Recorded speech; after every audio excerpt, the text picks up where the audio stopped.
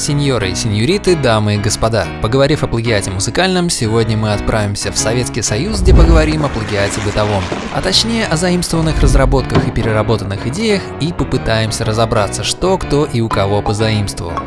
Ведь не грех перенять хорошую идею даже сейчас, и даже если это, например, машина президента.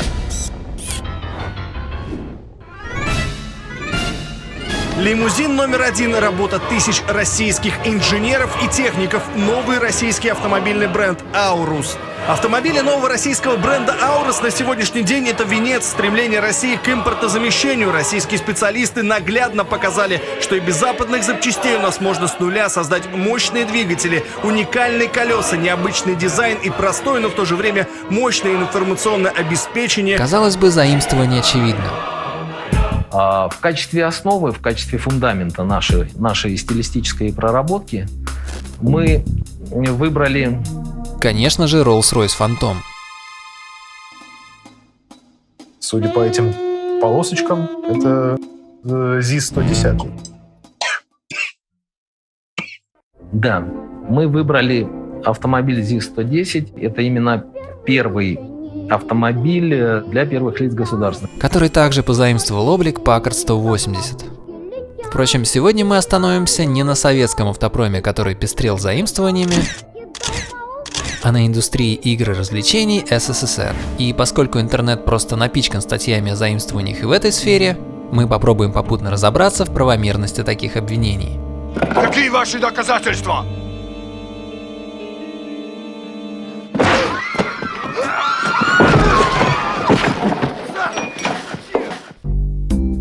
Большинство знает, что многие любимые игры детства были лишь копиями западных аналогов. Например, уже давно не секрет, что любимая многими электроника с Волком из «Ну погоди», Веселым Поваром, не менее веселыми футболистами, автослаломом и даже Микки Маусом, выпускавшаяся в СССР с 1984 года и поставлявшаяся в страны соцлагеря, была лишь копией японских игр Game & Watch, производившихся с 80-го года компанией Nintendo. Однако, несмотря на то, что многие из игр были клонами карманных игр Nintendo, автослалом и некоторые другие версии электроники все-таки не имели прямых японских аналогов. Что примечательно, в 1989 году, когда советские дети вовсю играли в нелегальные клоны игр Nintendo, основатель и президент американского подразделения Nintendo Минору Аракава в составе делегации от компании ездил в СССР заключать эксклюзивный договор с компанией Electron Technica на издательство игры Tetris за рубежом, предложив советской компании разовый платеж в $500 000 и 50 центов отчислений с каждого картриджа с игрой, что, впрочем, не принесло в те годы дивидендов создателю игры Алексею Пажетнову. Кстати, и сейчас компания Nintendo иногда присылает уведомления о нарушении авторских прав авторам игр «Ну погоди» для мобильных телефонов. Едем дальше. И следующая на очереди популярная некогда игра второй половины 70-х «За рулем», обвинений в неоригинальности которой хватает в интернете. Возможно, многие помнят эту игру, в которой пластмассовая машинка на магните гоняла по нарисованной дороге, чего было более чем достаточно для неизбалованных видеоиграми советских детей. Советскую игрушку, модификация которой производится и сейчас, безапелляционно называют плагиатом игры 1974 года You Drive It с американской компанией Sharper Toys. Но давайте попробуем разобраться. На первый взгляд сомнений не возникает, сходство дизайна очевидно, но есть различия. В американской версии за скорость отвечает педаль, которой в советской версии не было, а имеющийся рычаг несет чисто декоративную функцию. Ну и главным отличием является то, что диск с дорогой не крутится, а ездит именно все так же за счет магнита именно сама машина. Вот только американский оригинал не так уж и оригинален, ибо никто не упоминает выпускавшуюся еще 60-х игру Steering Go британского бренда Matchbox, на которую советская за рулем была похожа намного больше. Все та же вращающаяся дорога и магнит, но советской детворе было бы чему позавидовать. Два варианта дороги, как и в американской версии, и огромное количество детализированных машин, которые покупались, разумеется, отдельно. Насколько игра оригинальна, решать вам, так как еще в 50-х американский игрушечный гигант компания Mattel выпускала весьма похожую игру, в которой сражающиеся с хитроумным управлением юные водители перемещали автомобиль по карте все так же с помощью магнита. В Впрочем, поговорим о явлении гораздо более популярном, а именно об игровых автоматах, история которых помнит примеры прямого заимствования идей. Например, популярный некогда советский игровой автомат «Скачки», выпускавшийся в Омске на заводе «Электроточприбор» и в котором управление состояло всего из одной кнопки, что позволяло устраивать масштабные заезды аж на 6 игроков, во всем, кроме корпуса, копировал известный автомат 1975 года Steeplechase японской фирмы Atari, который был первым игровым автоматом на 6 игроков. Хотя и это, в общем-то, далеко не рекорд для того года, так как выпущенная в том же году Indy 800 стала первой игрой на 8 игроков. Впрочем, это уже совсем другая история. Знаем. Вернемся к нашим аркадным героям детства, а вернее к истокам советского автоматостроения.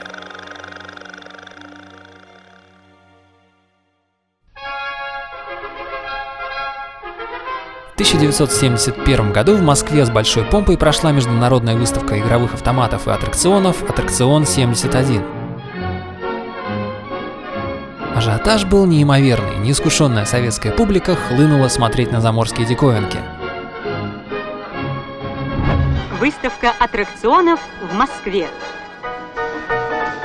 Фирмы 11 стран, в том числе Италии, Соединенных Штатов Америки, Японии, Федеративной Республики Германии, представили свыше 50 аттракционов и более 100 развлекательных автоматов. Многое из представленного на выставке появится в наших парках культуры и отдыха. А уже 2 октября 1973 года вышел приказ Минприбора номер 279 об организации на предприятиях Министерства серийного производства игровых автоматов. Сказано, сделано, и уже через год не замедлили появиться первые результаты.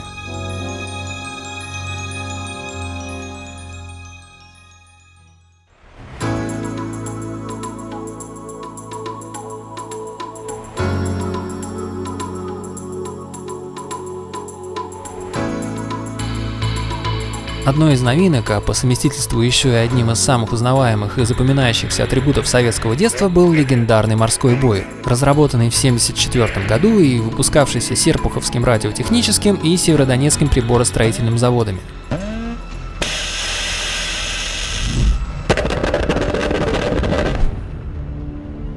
За 15 советских копеек предоставлялся шанс приложиться к ароматному резиновому перископу и потопить 10 торпедами целую флотилию из 10 кораблей. А в случае стрельбы без промаха получить призовую игру. Более поздняя версия автомата предлагала совсем уж заманчивую перспективу устроить морской апокалипсис на двоих.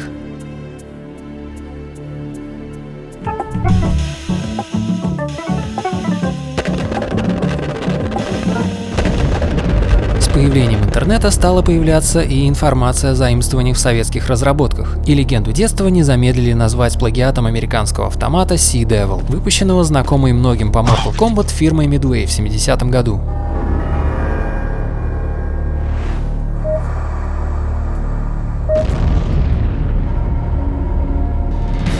Трудно отрицать очевидное сходство, но и в этой истории все не так однозначно.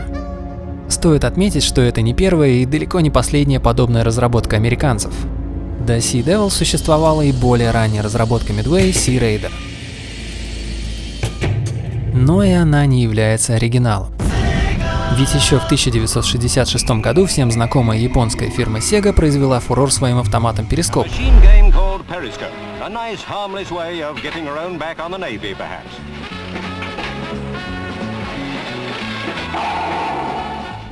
С перископом Sega вышла на международный рынок, установив стандарт в 25 центов за игру на долгие годы. И американские автоматы от Midway были лишь развитием этой идеи. Впрочем, не будем отдавать Sega лавры первопроходцев на ниве торпедирования. Ведь их аппарат был лишь версией автомата перископ для внутреннего японского рынка от фирмы Namco, разработанного еще в 1965 году. Однако в том же 1965 году на британском рынке тоже появился подобный автомат от фирмы Mayfield, который назывался Torpedo Shoot. И в этом же 1965 году, ознаменовавшимся, кстати, первым выходом человека в открытый космос, японская фирма Taito, основанная родившимся в Одессе предпринимателем Майклом Коганом и известная по таким хитам, как Space Invaders, и, конечно же, Operation Wolf, многим знакомый по 8-битной версии. Так вот, в этом же 65 году и Taito наравне с Sega, Namco и Mayfield выпустили свою версию перископа.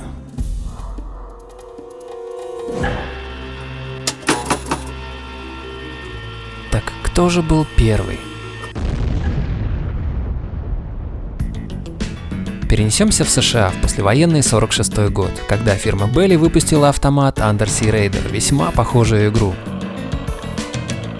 Правда, время, как и видимость в перископе, было ограничено, корабли двигались намного быстрее, но зато давалось 25 торпед вместо 10 в более поздних версиях. Можно ли после этого назвать любимый советскими детьми морской бой Серпуховского радиотехнического завода плагиатом? Во всяком случае, уж точно не автомата Sea Devil.